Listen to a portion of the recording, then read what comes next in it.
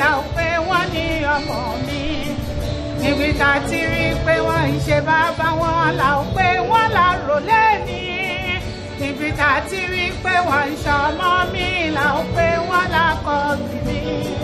Kí wọ́n lè jẹ́ ohun èlò àní. Àwọn mi yóò máa kọrin sí ọ. Àwọn mi yóò máa yọ̀ ọ́.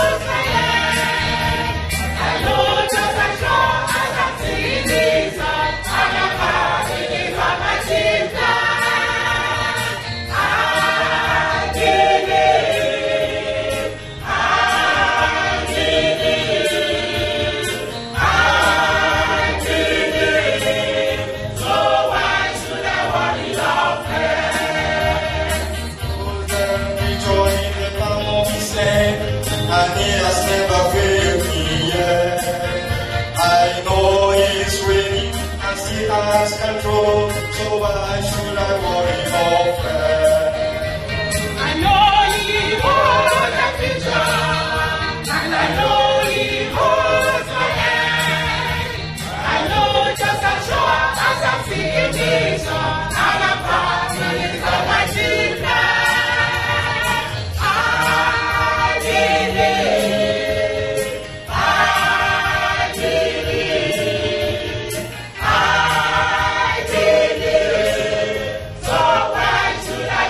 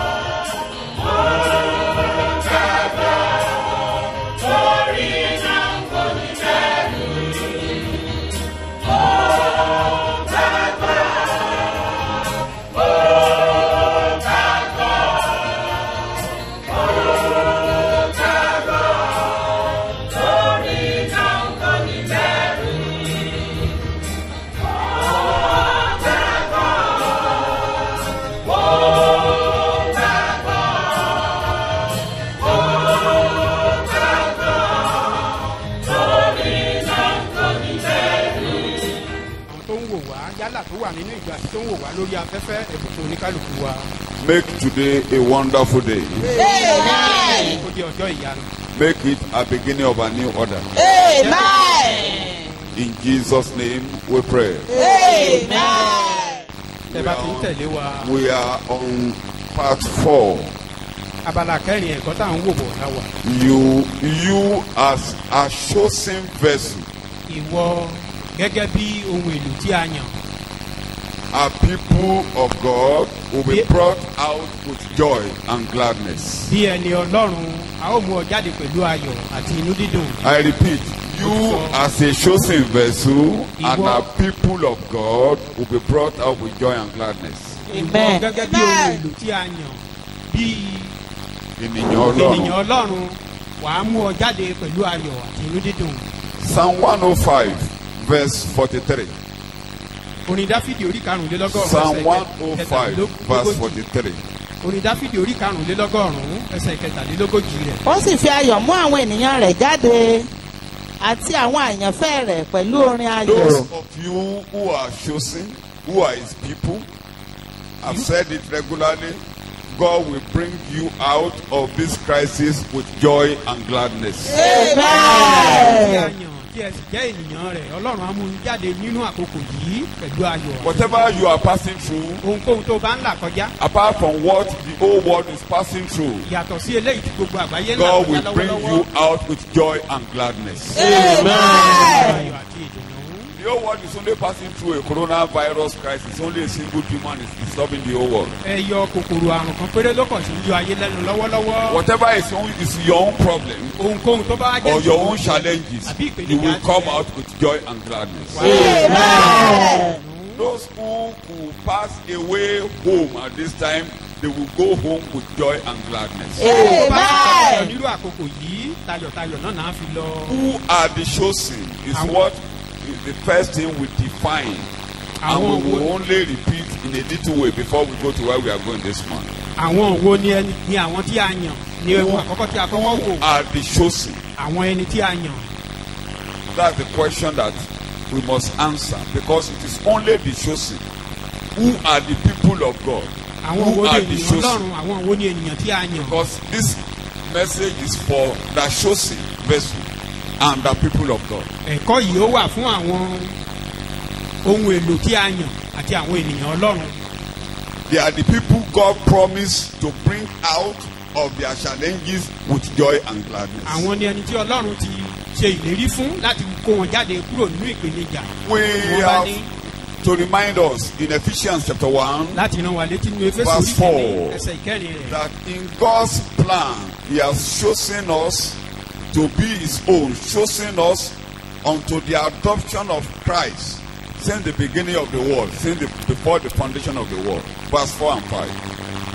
Àní gẹ́gẹ́ bí ó ti yàn wá nínú rẹ̀ ṣáájú ìpilẹ̀ṣẹ̀ ayé. Even as in his love he chose us, actually picked us out for himself as his own in Christ before the foundation of the world. If anybody does not get to Christ, he cannot fulfill his destiny. Kò lè mú àyànmọ́ rẹ̀ And you ṣẹ. cannot be a chosen until you answer the call and you become a Christian. O sì lè jẹ́ ẹni tí a yàn àfìgbà tó bá dáhùn ìpè Ọlọ́run God tó sì fàyè made rẹ̀ fún Jésù. a plan Ọlọ́run ti ṣètò to make you His own. láti sọ ọ́ di tirẹ̀. He has chosen you before you were born. Ó ti yàn ọ́ ká tó bí Just ọ. like He told Jeremiah, before you were born, I've known you, I've foreseen you. God has foreseen you. Gẹ́gẹ́ bó ṣe sọ fún Jeremáyà yìí pé mo ti yàn ọ́ ká tó bí ọ, mo ti rí ọ ká tó bí láti inú oyún. So if by chance you become a Christian, Bóyá nípa oore ọ̀fẹ́ it àbí is nípa not àyè. just by Ojú your own onígbàgbọ́. making. It is not that you are lucky. Kì í It ṣe is torí pé o God's mọ̀ ọ́n ṣe plan. ètò Ọlọ́run It ni. is God's predestination. Ohun tọ́lọ́run ti mọ̀ tẹ́lẹ̀ ni ìmọ̀tẹ́lẹ̀ And Ọlọ́run. today, those of you that are listening to me, Ẹ̀yin tẹ́ ń gbọ́ mi lónìí. you can fulfill your destiny by opening your heart to Christ and believing the gospel. Ẹ lè mú àyànmọ́ yín ṣẹ nípa fífi ọkàn yín ṣíṣí ọkàn yín payá sí Jésù kẹ́sì gba ìhìn rere gbọ́. In Romans chapter 9, Ní ìwé Róòmù orí kẹsàn-án. we have been able to see that this, like the songwriter was singing the other time, we are, Gẹ́gẹ́ bí àwọn akọrin there ṣe kọrin are lẹ́ẹ̀kan. vessels of honor, Pé àwọn vessels ohun èlò chosen. sí Let's ọlá. quickly read so that it will cut to save my time. Verse 23. 24.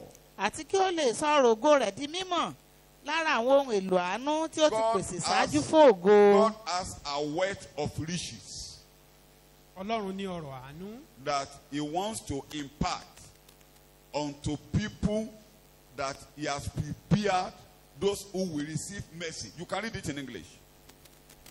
And he does purposes to make known and shown the wealth of his glory in dealing with the vessels objects There of is his glory. mercy.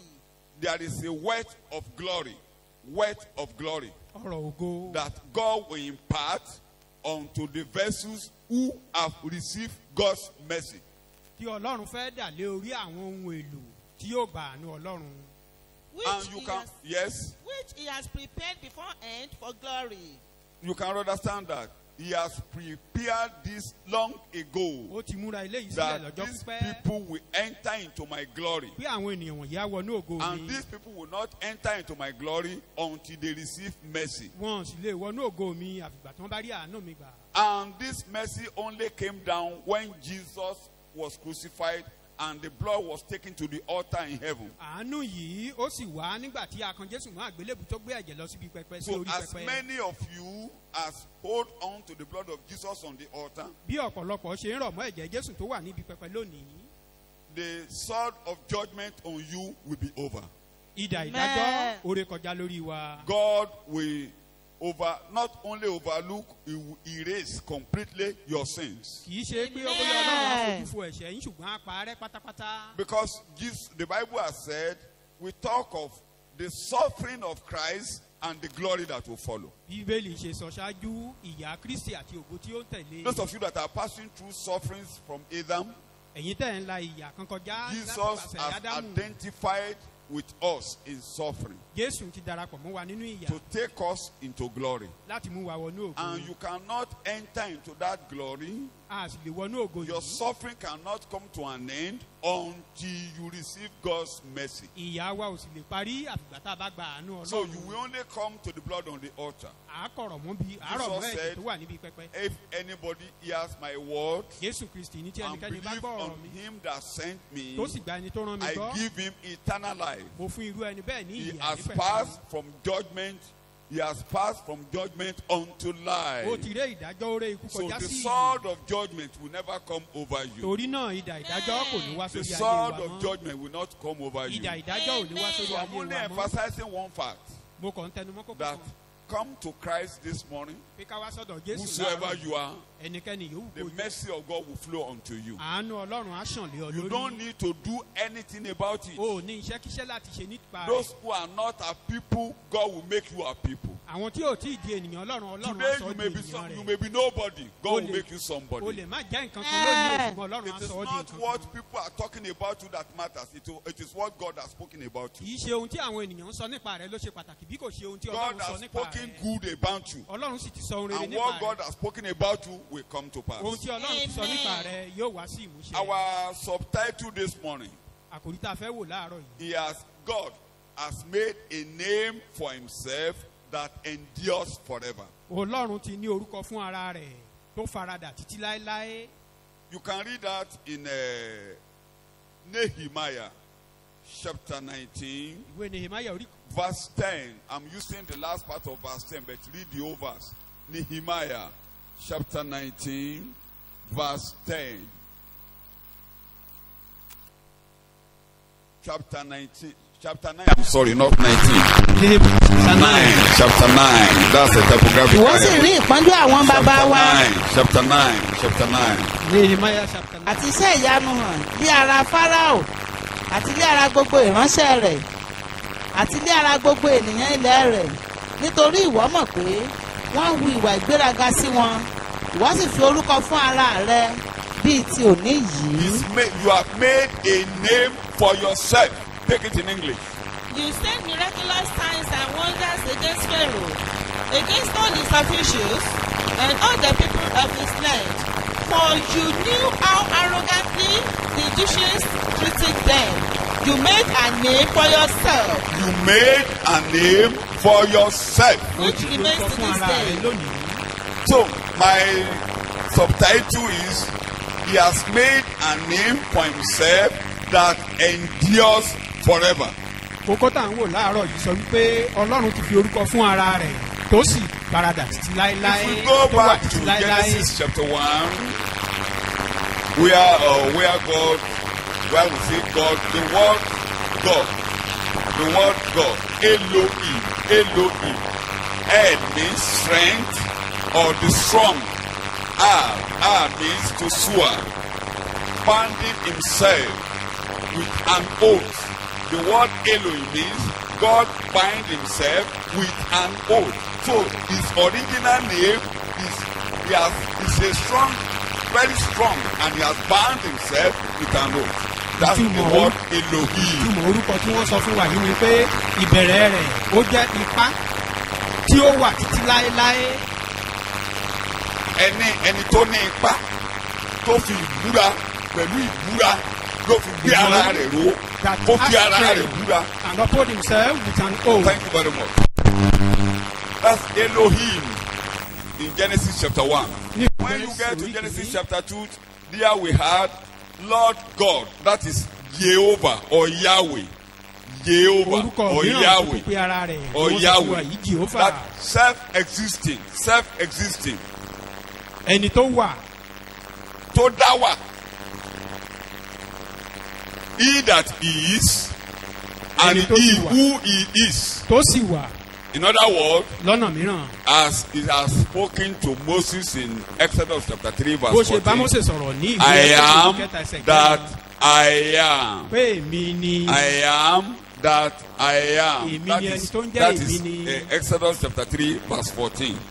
ìwé Ẹ́kísódù orí kẹta ẹsẹ̀ kẹrìnlá. Now is the first revelation of Yahweh or Jehovah, the Lord God. That's Genesis chapter 2 verse 3 in the original Hebrew language. Yahweh, Yahweh, Yahweh, Jehovah, Jehovah.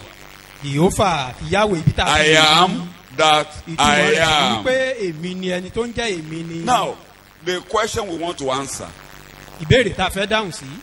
How did he make a name for himself? báwo ló ṣe fi orúkọ fún ara rẹ̀. Number one. ìkíní. The name that we want to use this morning that is above every other name is made by inheritance. By inheritance. orúkọ tí a fẹ́ lò láàárọ̀ yìí tó ju gbogbo And the orúkọ name lọ ó gbà á nípasẹ̀ endures forever. The orúkọ tó sì wà name títí that láéláé endures forever orúkọ tó wà in títí all láéláé generations. ní gbogbo I ìránṣẹ́ am that I èmi ni ẹni tó am. ń This jẹ́ is my èmi. name throughout all generations. orúkọ mi That nìyí name ní we want gbogbo to talk about ìran. this morning is made by inheritance. orúkọ tí a fẹ́ sọ̀rọ̀ nípa rẹ̀ láàárọ̀ yìí orúkọ ìjogún ni. Made by inheritance. ìjogún orúkọ ni. Hebrews chapter 1 verse 4. Hébérù orí kìíní ẹsẹ̀ ìkẹrin. Hebrews chapter 1 Hébérù orí kìíní ẹsẹ̀ ìkẹrin. verse 4. We have a short time, so you quickly follow Taking me. a place and rank I I by will not read himself. all verses. Yes. Taking a place and rank by which he himself became as much superior to angels as the glorious name title which he has inherited is different from and more excellent Thank than you. others. The glorious name which he has inherited. Who is that?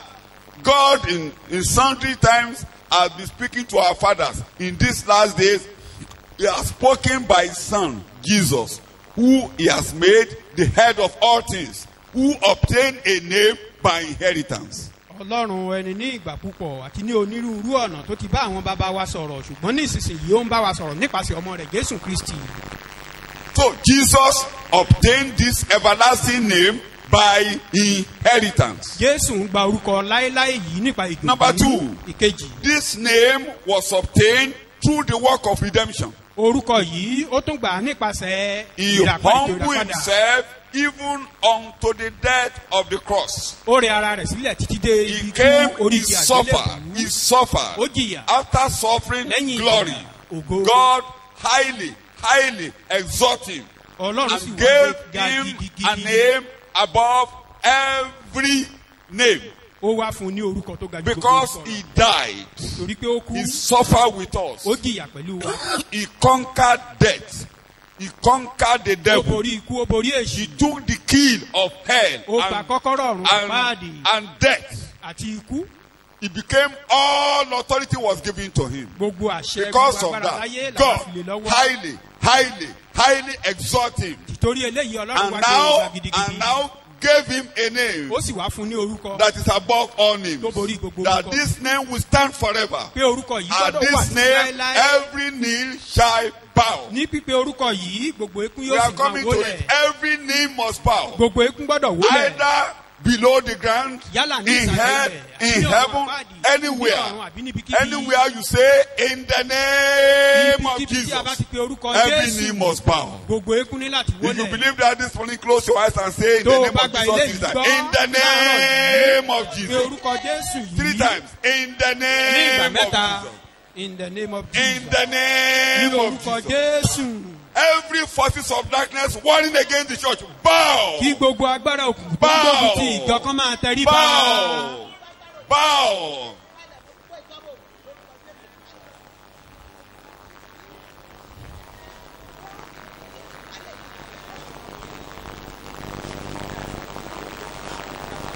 Diseases, coronavirus, Àìsàn demons káìsàn, of any category, kòkòrò in the kíkorò. name of ẹ máa Jesus. tẹríba ní orúkọ Jésù. In the name of ní orúkọ Jesus. Jésù. Bow. ẹ máa tẹríba. ẹ máa Bow. tẹríba.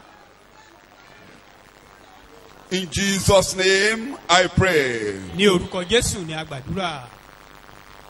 The revelation of this name, ìfihàn orúkọ God, the first time God revealed to ìgbà human àkọ́kọ́ beings tí Ọlọ́run fi nǹkan hàn fún that ọmọ He ènìyàn has a name, pé òun ní orúkọ that He wants to use that name to redeem. pé òun fẹ́ lo orúkọ yìí fún ìràpadà. The first time that was manifested was in Genesis chapter 3. ìgbà àkọ́kọ́ tí eléyìí fara hàn nínú ìwé When Genesis orí man kẹta committed sin nígbà tí ènìyàn ṣẹ̀ and God came down, it is Jehovah. Ọlọ́run Jehovah. Jehovah Jehovah Elohim. Jehovah. I am that I am. pé èmi ni The tí ń jẹ́ èmi ni one that is so strong Ẹni tó that ní he has ipá. bound himself with an oath. ó sì Came ti down fi èdìdí májẹ̀mú by sí ara rẹ̀. sacrifice and clothed Adam. ó sì sọ̀kalẹ̀ wá ó wá fi aṣọ wá Ádámù Beautiful garment. aṣọ tó rẹwà The garment of righteousness. aṣọ òdodo. That's the first place you are going to see Jehovah Elohim in the Bible. ibi He àkọ́kọ́ came down tí a ti rí to orúkọ man. yìí nìyí. Genesis Ó chapter 3. sọ̀kalẹ̀ wá We sí cannot ọ̀dọ̀ read ènìyàn. everything. You can write it down. That's Genesis chapter 1, chapter 3, verse 21. ìwé Genesis A orí beautiful kẹta garment ẹsẹ̀ of kọkànlélógún righteousness. A beautiful garment of righteousness. aṣọ òdodo tó rẹwà If your condition is hopeless, if your condition is hopeless, tí ipò tó wà lọ́dún Jehovah kò alone ní has come ìrètí. down. He will clothe you this Ọlọ́run tó ń morning. já èmi ni ó ti sọ̀kalẹ̀ á sì fi aṣọ wọ̀ ọ́ láàárọ̀ The yìí. devil can naked you. èṣù lè sọ ọ́ di The world oníhòòhò can naked you. ayé lè sọ ọ́ di Jehovah oníhòòhò Elohim has come down. ṣùgbọ́n Ọlọ́run tó ń já Jesus èmi has ni ó come ti down. sọ̀kalẹ̀ Jésù ti He is sọ̀kalẹ̀ our righteousness. òun ni òdodo wa. I'll be coming to that in further lectures. màá máa I'll tẹ̀síwájú be talking nínú about ẹ̀kọ́ that yìí. details in further lectures. But this Nínú ẹ̀kọ́ morning, mìíràn. He will clothe you. Á wọ̀ ọ́ láṣọ. He will remove the filthy garment from you. Á mú aṣọ rẹ̀ èrí kúrò lára rẹ̀. He tore off the garment of leaf. ó yẹ aṣọ ewé. The work of man. That Iṣẹ́ ọwọ́ cannot ènìyàn. help you. You can't Eléyìí ò stand. lè ràn ọ́ You lọ́wọ́. can't stand in my presence. O ò lè dúró You níwájú can't mi. face the world in your own o ò power. lè dojúkọ ayé nípa I agbára am rẹ̀. that I am. èmi tí ń jẹ́ èmi I ni. am that I am. Èmi ni tí ń jẹ́ I will èmi. uphold you. I will make you to go through life. màá I dì will ọ́ make mú you màá to mú go ọ̀la through ayé life. já màá mú ọ̀la He ayé came já. down and he clothed him. ó sọ̀kalẹ̀ ó sì fi aṣọ. Jehovah Elohim. Ọlọ́run tí ń jẹ́ This èmi. morning he will clothe you. Amen. He backed him up. I'm with you. I'm with you. pé mo wà pẹ̀lú rẹ. You will see him manifesting that name. Exodus chapter 3. à á rí i níbi tó ti fi orúkọ yìí hàn. Exodus chapter 3. ìwé Ẹ́kísódù orí kẹta. Let's read a little. Moses asked him a question. Mósè Who are ló you? béèrè Who are ìbéèrè you? lọ́wọ́ Ọlọ́run, ó ní ta ni Who ọ́? read the overseas? Just bring that out. Who are you? Who is talking? Genesis chapter 3, ìwé Genesis. verse 13. Ẹ́kísódù I'm sorry. Exodus chapter 3. orí kẹta. Exodus chapter 3. Mósè sì wí fún Ọlọ́run pé Yes. kíyèsí nígbà tí mo bá gbọ́dọ̀ àwọn ọmọ Ísírẹ́lì Yes. tí èmi ó sì wí fún wọn pé Yes. Ọlọ́run àwọn baba yín ló rán mi sí yín tí wọ́n sì bí mi pé orúkọ rẹ̀ What is his name? kí lè èmi ó sì wí fún What wọn. will I tell them? ọlọ́run sì wí fún Mósè pé Yes. èmi ni ẹni tí ó wà. Speak the English. Speak the English. Moses said to God, suppose I go to the Israelites and say to them, the God of our fathers has sent me to you. And they ask me, what is his name? What is his name? Then what shall I tell them? What shall I tell them? God said to Moses, Yes. I am who I am. I am who I am. èmi ni tí ń jẹ́ Jehovah Elohim, èmi ni tí ń jẹ́ èmi ni the strong one. onípa kan I ṣoṣo. found myself with an mo oath. ti fi èdìdí I ìjọba am, mi. not I was. Mo I wà. am. kì í ṣe pé mo ti I wà. am. mo wà. What Mi I lẹni tí ó am wà. today, I am tomorrow. bí mo ṣe wà lónìí ni mo Jesus wà Christ, títí dọ̀la. the same yesterday, Jésù yìí kan náà today, lánàá and what? lónìí Forever. àti títí láéláé. You know, in the lectures of the great controversy in John chapter 8, chapter nínú 9, ẹ̀kọ́ chapter àríyànjiyàn 10, ńlá ní ìwé they said- ìsáyẹ̀ orí kẹsàn-án in chapter 8, they were orí querying, kẹjọ orí kẹsàn-án kẹwàá. Jesus was talking to them that Jésù ń bá wọn it sọ̀rọ̀ is wípé- only children that dwell in the house forever. pé àwọn ọmọ nìkan ló ń gbénu And lórí the Jews said, we are not slaves. àwọn Júù dá lóhùn wọn láwa ò kì í We ṣerú. belong to Abraham. He said, Pé if you belong to Abraham ni Abraham, bàbá you wa. will not be doing what you are doing. Jésù ń wá ní tẹ́ bá jẹ́ ti Ábúráhámù ẹ̀ ní máa ṣe léyìí tẹ̀ He ń ṣe said, yìí. Abraham rejoiced when he saw my days. ó ní Ábúráhámù He said, who are nígbà you, tó rí this ọjọ́ boy? mi. Who are you? àwọn Júù níta ni You are ọ̀nà. now taught to 50 years Oh, and you have tí seen ìtọ́mọ àádọ́ta Abraham. ọdún, ó He ti said, rí you shut Ábúráhámù. up. Before Abraham was, òun náà dá wọn before lóhùn.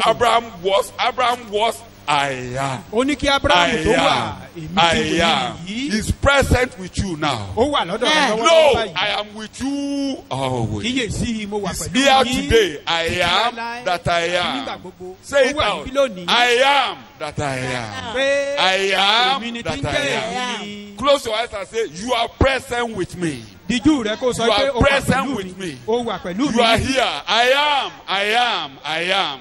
ó wà I pẹ̀lú am. mi níbí èmi ni tí ń jẹ́ èmi ni.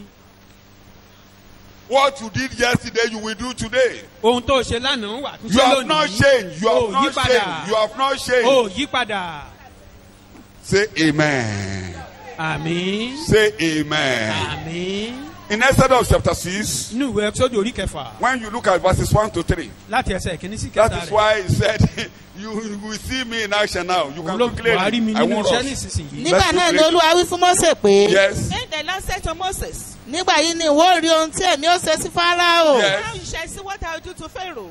nítorí ọwọ́ agbára ni òun ó ṣe jọ̀wọ́ wọn lọ́wọ́ lọ. Yes. Now by a strong hand, he will not only let them go, àti pẹ̀lú ọwọ́ agbára ni òun fi tì wọ́n jáde kúrò Yes. nílẹ̀ rẹ̀. but he will drive them out of his land with a strong hand. Ọlọ́run sì sọ fún Mósè ó sì wí fún un pé And God said to Moses, èmi ni Jehovah. Can you I see? am My the Lord. name is what? Jehovah.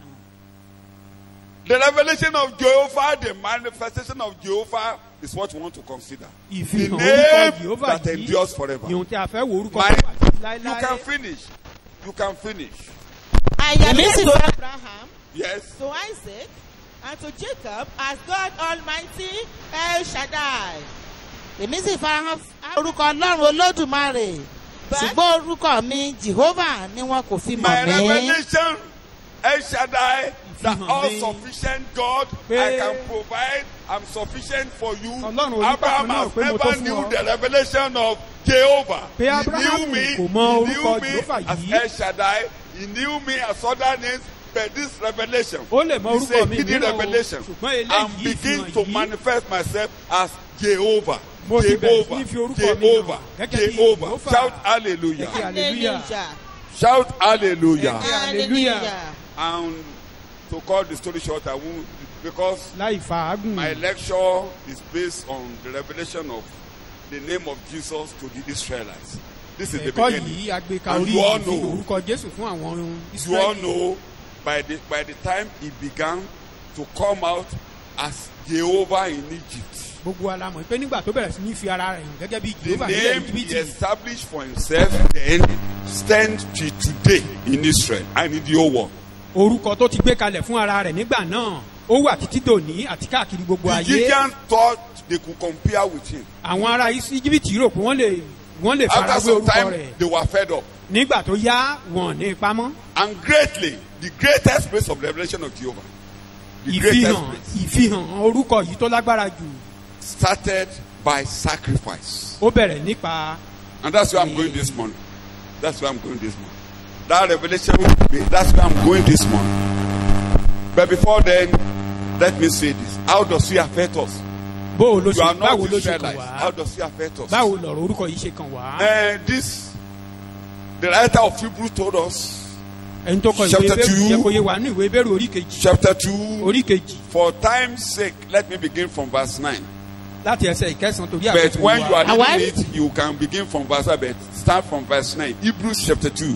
àwárí ẹni tí a dára ilẹ̀ díẹ̀ ju àwọn áńgẹ́lì lọ. Yes. àní Jésù. Jesus Christ, the Anytime- revelation of Jehovah. How? You are reading.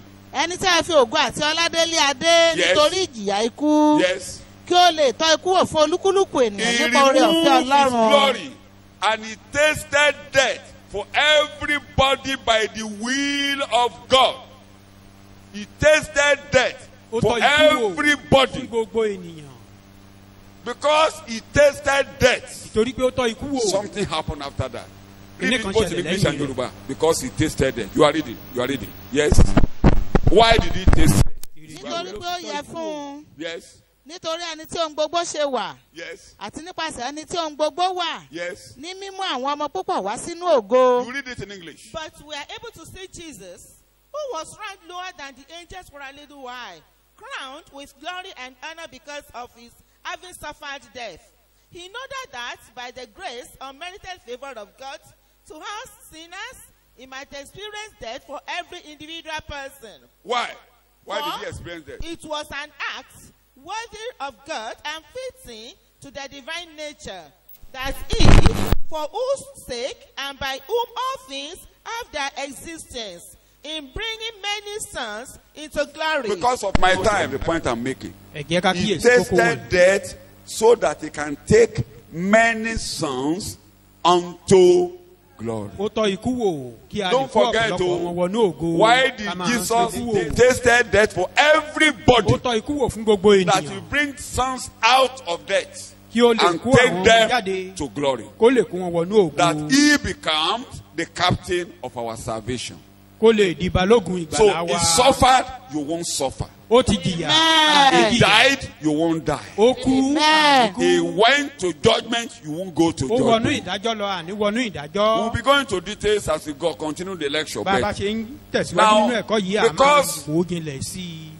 in him, the end of judgment, the end of death, the end of sorrow, Torí the end pé of suffering, the nínú beginning of rẹ̀ life. ni ìdájọ́ parí sí, ibẹ̀ ni ìjìyà parí sí, ibẹ̀ ni òṣì parí sí. That he will bring some people out of suffering. Kó lè kó àwọn So whatever ènìyàn your jáde kúrò suffering, nínú ìyà. whatever Ohunkóhun yòówù kó jẹ́ ìyà whatever tó your ń ṣe challenge lónìí is, àbí he ìpèníjà wants rẹ̀. to bring you out Ó fẹ́ mú ọ jáde. and take you back to God. Kó sì mú ọ He padà knows sí you ọ̀dọ̀ will Ọlọ́run. suffer. Ó mọ̀ pé He àìjíká came wà. to suffer in your place. Ìdí nìyí tó He fi wá knows láti jìyà ní ipò judgment wa. is upon you. Ó mọ̀ pé ìdájọ́ wà When you lórí come to gbogbo him, ènìyàn. you will no longer be Tá a judged. bá ti wá sọ́dọ̀ rẹ̀, He will àdá wa bring lẹ́jọ́ you mọ́. back to God, Á mú wa padà wá sí to ọ̀dọ̀ take you Ọlọ́run. back into glory. Á mú wa délé ògo. Point number 2, the Kókó revelation of his name. Ìfihàn Verse orúkọ 11, rẹ̀, ẹsẹ̀ verse kọkànlá. 12 and 13. Sí ìkẹtàlá. You are reading. nítorí àti ẹni tí ń sọ ni di mímọ́ àti àwọn tí à ń sọ di mímọ́ láti ọ̀dọ̀ ẹnìkan oṣù ní gbogbo wọn nítorí ẹni tí kò nítorí Your mic is not èyí loud enough. For both he who sanctifies, making men holy, and those who are sanctified, all have one Father. For this reason, he is not ashamed to call them brethren. For he said, I will declare your name to my brethren. You can get the picture.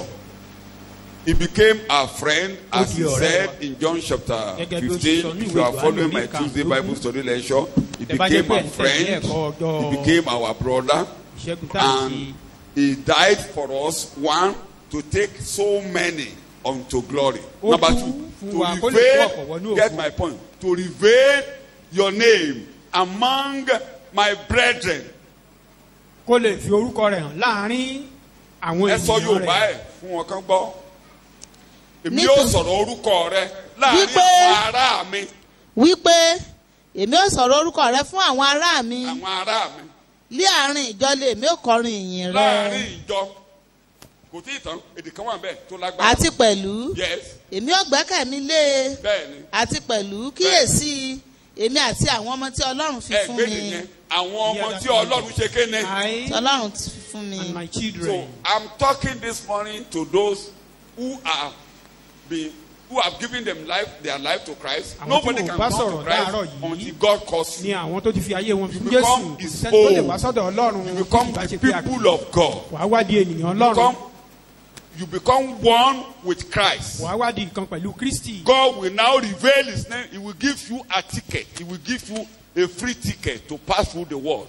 A wá A fún ọ ní free ìwé ticket. ìrìnnà tó lè fi He rìn will láti give la ayé you já. an open check against demons, against the world, against the problems. I will reveal A myself. fún ọ ní I will ìwé reveal my ìrìnnà name sí agbára òkùnkùn to lòdì my sí àwọn agbára people. ayé yìí. Those whom God has given to him, to me, I will give it to them. I will Pé give them. gbogbo àwọn tí Ọlọ́run ti fi fún mi, màá fún ọ ní ìwé Your ìrìnnà. your name, Jehovah. I will reveal it to Màá them. wá fi orúkọ rẹ Jèhófà yìí màá fi hàn fún wọn. You gave it to me O ti as fi a fún mi. gift. Gẹ́gẹ́ And bí I want to ẹ̀bùn. give it to them Èmi náà wá fẹ́ fún because wọn. I have become one with them. Torí pé mo ti dìkan pẹ̀lú wọn. Complete in him. Bí a ti We are pé complete in him. Complete in him. We are complete. You see, that is Colossians àdìgbí chapter 2. pé a pé nínú We rẹ̀. became one. We became the same. We Àwa di became ìkan náà. complete. Àwa You dìgbí know, pé God went and he gave Jehovah name, the all strength, made by an oath. He gave it to Christ as a gift. Ọlọ́run And Christ jáde. said, Ó wá fi orúkọ rẹ̀. Because Jèhófà, I ó fi suffer for Jésù them. Gẹ́gẹ́ bí ẹ̀bùn. I'm judged, they won't be judged. Ó ní torí pé mo jìyà fún I wọn. die, they won't Adámilẹ́jọ́, die. wọn ò ní Amen. gba ìdájọ́. I redeemed them Mo kú, from wọn ò ní perdition. kú. I'm giving them what you have given to me. Ohun tó fún mi náà ni mo fi I'm fún wọn giving them yìí. what you are, because they are my own. I'm giving them the authority you give to me. Èmi náà ń fún wọn ní That àṣẹ is tí why wọ́n Ọlọ́run after fún the mi. resurrection he said, all power in heaven and in earth has been given to me. Ìdí nìyí tó fi Go sọ lẹ́yìn àjíǹde pé And gbogbo agbára láyé baptize àti ọ̀run láti fún mi. everybody in my name. Ẹ lọ Baptize them in my name. ẹ ṣe ìrìbọmi fún wọn ní orúkọ mi. So the revelation of the name of Jehovah came upon us after the resurrection. Ìfihàn orúkọ Jèhófà yìí arígbà lẹ́yìn àjíǹde Jésù. Time will not. I will be talking about it in future lectures. Àá tó But máa sọ when you nípa see rẹ̀. this, you will see Tó it bá yá. in one of the beautiful redemption chapters in the Bible. That is Psalm 22. That's where Orin Dáfídì orí the writer of kejìlélógún Hebrews ó jẹ́ quoted ìkan it. nínú One of àwọn the beautiful redemption chapters. You will see that orí ìràpadà that tó ṣe pàtàkì name nínú will Bíbélì. only become yours Orúkọ yìí lè di tiwa when you are born again. nígbà tá a bá ti When dàbí you become the people of nígbà God. tá a bá ti di ènìyàn The Ọlọ́run authority is given to you. tá a ti wá di ọmọ aláṣẹ. In my name, you will cast out devil. Ní Devils. orúkọ mi lẹ̀ lé àwọn ẹ̀mí èṣù jáde. You will ask anything in my name, I will do it. Ẹ béèrè ohunkóhun ní orúkọ mi màá sì ṣe é fún Whatever you bind on earth will be bound in heaven. ohunkóhun tí ẹ bá dè ní ayé á di dídè ní ọ̀run. Whatever you lose on earth in my name will be loosed in heaven. Ohunkóhun tí ẹ bá tú ní ayé á di títú So I'm ní ọ̀run. giving you that name as a gift. Torí náà mo fún yín ní orúkọ yìí It's an gẹ́gẹ́ bí authority ẹ̀bùn. given because you are my people. Go on and use that name. Torí pé ènìyàn mi nìyí ẹ lọ lo orúkọ How many of yìí. you believe that you are a people of God this morning? Mélòó nínú wa ló gbàgbọ́ pé ènìyàn Ọlọ́run lòun láàárọ̀ yìí. Say amen to that, everybody. Amen. Wherever you are, rise on your feet. Ibikíbi tó o bá wà dìde lórí Close your ẹsẹ̀ rẹ. eyes. Díjú rẹ. Bind whatever you can this morning in the name of Jesus. And lose whatever you can lose this morning. Ohunkóhun tó o bá lè If dì there's láàárọ̀ anybody yìí, in ohunkóhun tó o bondage bá or lè dì sin, láàárọ̀ yìí, lose nípa them. orúkọ yìí, Your máa family tú, members, máa dè é. lose them. Máa dé Lose èyíkéyìí tó them. bá lè dé èyíkéyìí tó bá lè tú nípasẹ̀ Lose orúkọ them. yìí máa tú kó máa dé There ní is orúkọ any Jésù. forces warring against you, Tó bá bind sí them. agbára kágbára tó ń Restrain them gbógun tì for ọ́ operation. ẹ dè wọ́n. Just call that name. Kìkì kò kọ̀ pé orúkọ Just yìí call the name of pé Jesus. orúkọ Jésù Just call the name of pé Jesus. orúkọ Jésù Bind and loose. máa dè kó máa Bind tú and loose. máa dè kó máa tú nípasẹ̀ Bind orúkọ and yìí loose. máa dè kó máa tú nípasẹ̀ Bind orúkọ and yìí loose. máa dè kó máa tú In nípasẹ̀ the name of Jesus. Jésù. In the name of Ní Jesus. orúkọ Jésù. In the name of Ní Jesus. orúkọ Jésù. In the name of Ní Jesus. orúkọ Jésù. Set free in the name of Tú Jesus. sílẹ̀ ní orúkọ Jésù. Loose in the name of Jesus. Tú sílẹ̀ ní orúkọ Jésù. Open doors in the name of Ṣílẹ̀kùn Jesus. ní orúkọ Let that Jésù. door be open in the name of Jesus. Kílẹ̀kùn yẹn kó máa ṣí ní Let orúkọ that Jésù. disease vanish in the name of Kí Jesus. àìsàn yẹn pòórá ní orúkọ Jésù.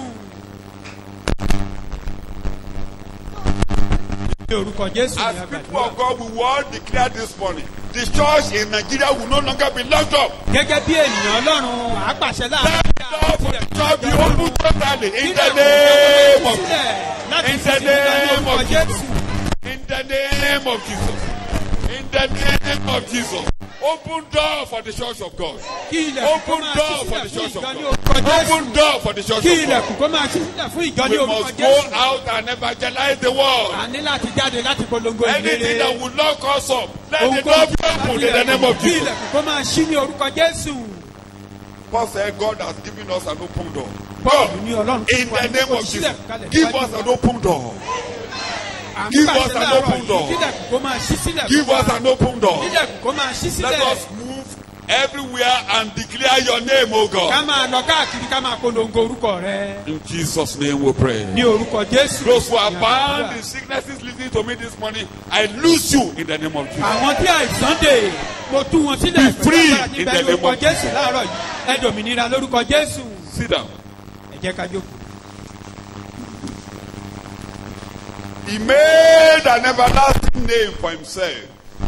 I Ó will ti fi not orúkọ tó go wà into láéláé details. fún ara rẹ̀. So let me begin with I told you that name is only given by sacrifice. Pé nípa ìrúbọ ni a Let fi me fún begin wa ní with orúkọ yìí. Jehovah Jireh. Jehovah Jireh. Jehovah Jireh. Only one word. On this month, the Lord on this month it will be provided. Genesis chapter 2, chapter 22, you will see there. You can read everything at home, but I'm only using 13 and 14. On this month it will be provided.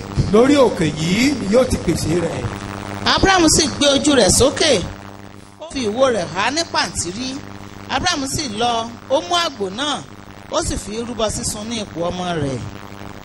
Parí ẹ̀ ó wí pé abrahamu sì pe orúkọ ibẹ̀ náà ní jehovah jireh kò tí ì tán. bí a ti ń wí títí di òní yìí Pé ní òkè olúwa ilẹ̀ a ó gbé rí i. thank you. God provided a sacrifice for himself. Ọlọ́run pèsè ẹbọ fún ara rẹ̀. Just the summary I will give this morning. Bí ìfáàrà ni màá kọ̀ sí láàárọ̀ yìí. The Jehovah name came in chapter 12 of Exodus in Egypt. Orúkọ Jèhófà yìí ó He fara said hàn they yẹn should sórí orí take a kejìlá lamb, everybody a lamb a single nílẹ̀ house. Íjíbítì Put pé the kí blood ìdílé kọ̀ọ̀kan at your house.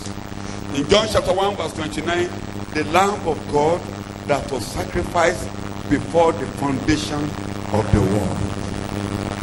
ọ̀dọ́ àgùntàn Ọlọ́run tí a ti fi ṣe ẹbọ ṣáájú ìpilẹ̀ṣẹ̀ ayé. Now you will see that in John chapter 1 verse 29. Nínú ìwé Jòhánù orí kìíní ẹsẹ̀ The ìkọkàndínlọ́gbọ̀n. offering God provided on Mount Calvary is Christ. Ẹbọ tí Ọlọ́run pèsè Don't forget, lórí òkè when Káfárì that offering òní was Jésù. provided in Egypt, Nígbà tí a pèsè ẹbọ yìí nílẹ̀ Íjíbítì, the bandage was broken. ìdè náà já, Redemption began. ìràpadà bẹ̀rẹ̀. So, with the Lamb of God put onto the cross, Pẹ̀lú ọ̀dọ́ àgùntàn Ọlọ́run He tí a has kàn mọ́ been made àgbélébùú, sin for us. a ti fi ṣe ẹ̀ṣẹ̀ fún The wa. garment of unrighteousness will be taken away from you. Ààbọ̀ aṣọ àìṣòdodo kúrò Your lọ́rùn rẹ̀ láàárọ̀ nakedness yìí. will be removed this morning. Ìhòòhò rẹ̀ ni a ó daṣọ bò. And in other words, you will be covered. Ìtumọ̀ rẹ̀ ni You will be wípé a ó covered. daṣọ bò ọ́. The arrow of the devil will not enter you.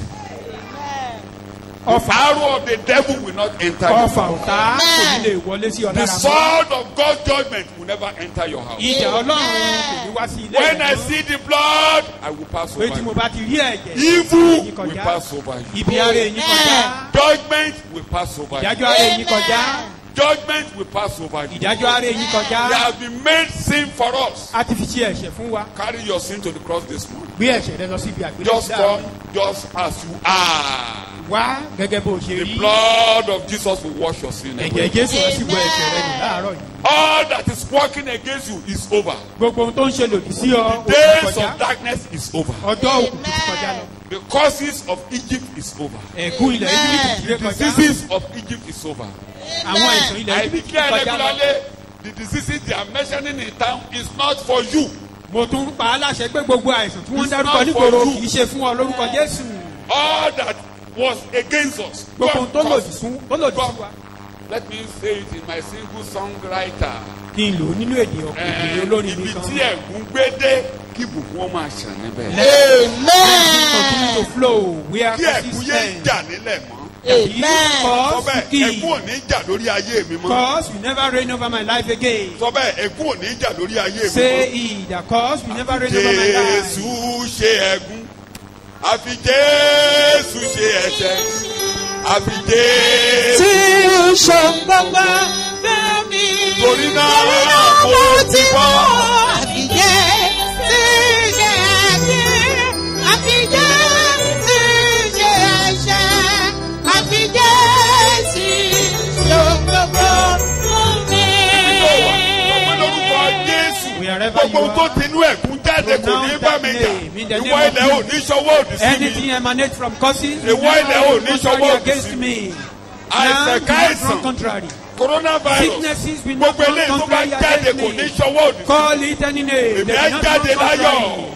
I Èmi á will come jáde out láyọ̀. with Gbogbo peace. tó lòdì tó bẹ nínú ayé. Anything contrary Gbogbo that is atẹ́gùn tó war. ṣọwọ́ òdì. Every contrary wind. Ẹ̀ní bá mi jà You mọ́ will lórúkọ no more Jésù. work against me. Ní orúkọ Jésù. In the tí a fi ṣe name gbogbo of ẹ̀ṣẹ̀. Jesus. Pray. To round orúkọ this Jésù lecture ní up, I àdúrà. can't go through everything. You can read it out. Mi ò lè dá gbogbo Maybe rẹ̀ some dá. future lectures I will be talking about. Bí After that náà sacrifice. lẹ́yìn After that ẹ̀bọ sacrifice. lẹ́yìn ẹ̀bọ ni The enemy holding them down. Voluntarily release their ọ̀tá tó dè wọ́n mọ́lẹ̀ fúnra ara wọn náà yọ̀ọ̀dá gbogbo wọn. àwọn àpáàdì tó dúró ti ayé rẹ yóò Every jọ̀wọ́ fún ara rẹ̀ rà. standing by you use their hand this morning. Lórúkọ Jésù ní kó máa tú ọwọ́ fún ara rẹ̀. Command them to Kó use their jọ̀wọ́ fún ara hand. rẹ̀. Command them to Kó lose jọ̀wọ́ fún their ara hand. rẹ̀. They should lose their Kó jọ̀wọ́ hand. fún ara They rẹ̀. should lose their hand on their own accord. In Jesus' name we pray. Ní And orúkọ Jésù finally, àdúrà. ẹ̀ẹ́dì pé lẹ́yìn ìgbà tí wọ́n yọwọ́. After they lose their hand, Gbogbo ohun tí ó yẹ kó ṣe ọ́ náà àǹfààní tí ọ̀já jókòó lé lórí. everything that should benefit you, Tó your ó enemy lè is lo sitting on. coronavirus kó jókòó lé lórí.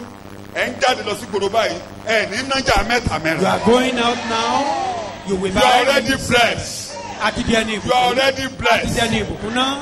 Ẹ rí i pé nígbà tí sẹ́ẹ̀lì ń jáde, You wọ́n discover jáde when Israelites they are spoil moving Egypt. Wọ́n jáde pẹ̀lú ọ̀rọ̀ púpọ̀. They came Ẹ ní out of tòsí Egypt. nínú coronavirus. You will not be Ẹni wretched nájà mẹ́ta mẹ́rin. after this. It will be well with you. Á dára fún ọ. It will be well with you. Á dára fún gbogbo wa. Ẹ jáde pẹ̀lú ọ̀rọ̀ púpọ̀. You come out with riches, abundance of riches. Only make sure, like I said in the same lecture, that blessings come by sacrifice. Pé ìbùkún máa wá nípasẹ̀ ìbùkún. Jesus sacrificed for us to be blessed. Jésù ó fara So, rẹ̀ you lọ́wọ́ too fún wa will be ká lè blessed di ẹni ìbùkún. by Ìwọ náà wàá sacrifice. di ẹni ìbùkún nípasẹ̀ ìrúbọ. Torí ẹ fi ara yín fún Ọlọ́run ní kíni o. Surrender yourself to God. When God in a swore living to, sacrifice. God made a covenant with Noah. Nígbà tí Ọlọ́run rí Offer ẹbọ the olóòórùn best. dídùn Noah ló bá offer Nóà the dábàjẹ́ best. fún. Ṣùgbọ́n Nóà ó fi Obìnrin èyí tó dára opó jù fún oṣù Ọlọ́run. tó ní sílé. That widow, Wọ́n ní kólóbó he òróró has ẹ̀. nothing but a Nígbà tó bottle ṣe of ẹbọ oil. yẹn, When kólóbó you offer òróró that ò ní sacrifice, gbẹ. and the bottle of that Kókó yẹn fún oil òní never gbẹ. dry, and the whole bottle of oil will never dry. Jésù ti ṣe ẹbọ tiẹ̀ o. Jesus has Torí ó offered his own ṣẹbọ. sacrifice because he offered his own Ẹ̀ní sacrifice. táràkà. You will not be wretched. Ẹ̀yin náà ẹ rúbọ o. You too Ẹ fara yín make fún a Ọlọ́run sacrifice. lọ́tún bí a ṣe tún bẹ̀rẹ̀ Surrender ìjọsìn yourself o. anew. Ìwọ bọnú àpò rẹ. Keep your hand in your pocket Gbogbo ohun tó bá ní. Whatever Kí you iṣẹ́ have. ìrere kó tẹ̀síwájú. to make the work of the gospel progress. Raise up somebody. Raise the hand of somebody up. Gbé ọwọ́ ẹnìkan Raise sókè. the hand of somebody Gbé up. ọwọ́ ẹnìkan sókè. And you up you will be going. Òkè ni wàá máa lọ. Ẹ̀ní wálẹ̀ mọ́. You will not come down. Ẹ̀ní wálẹ̀ You mọ́. will not come down. Let us pray. Ẹ jẹ́ ká gbàdúrà.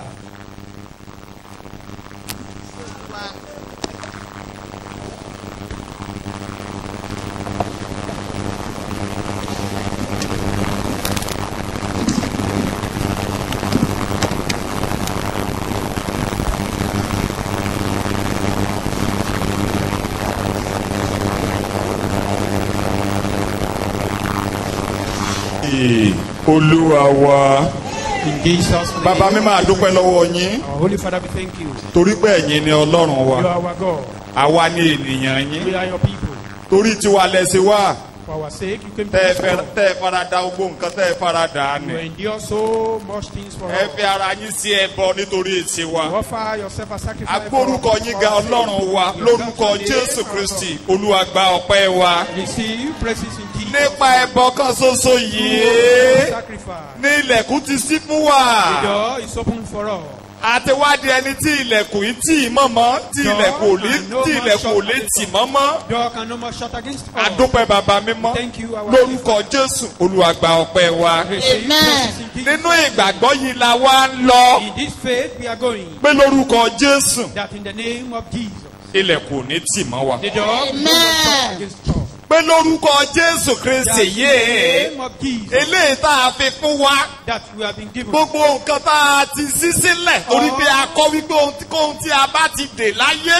All that have been opened. A ó dé ní ọ̀run. Whatever you ban in this Ohunkóhun world, tá a you bá ban ti in ṣí sílẹ̀ ní ayé Whatever you lose here ní on orúkọ earth. yìí In this name, a ó ṣí sílẹ̀ will ní be ọ̀run. loosed in heaven. Gbogbo nǹkan tá a ti lo orúkọ Jésù Kristi All tá a that ti fi we ṣí sílẹ̀ do, lówùúrọ̀ yìí. Use this name of Lórúkọ Jesus. Jésù Kristi ká máa ṣí sílẹ̀ fún wa. And be open in the name of Gbogbo Jesus. eléyìí tá a ti tilẹ̀kùn mọ́ All that will shut again. nínú ayé ẹnìkọ̀ọ̀kan In wa everyone's nínú life, ilé ẹnìkọ̀ọ̀kan in wa everyone's house, lórílẹ̀‐èdè Nàìjíríà in this country, lórílẹ̀‐èdè àgbáyé ní in your àpapọ̀ world.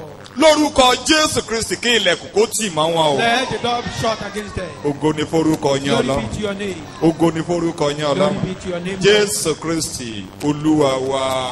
In Jesus' name. Ìfẹ́ ti Ọlọ́run. Ìdàpọ̀ ti ẹ̀mí mímọ́. Tó máa bá wa lọ. Amen. Amen.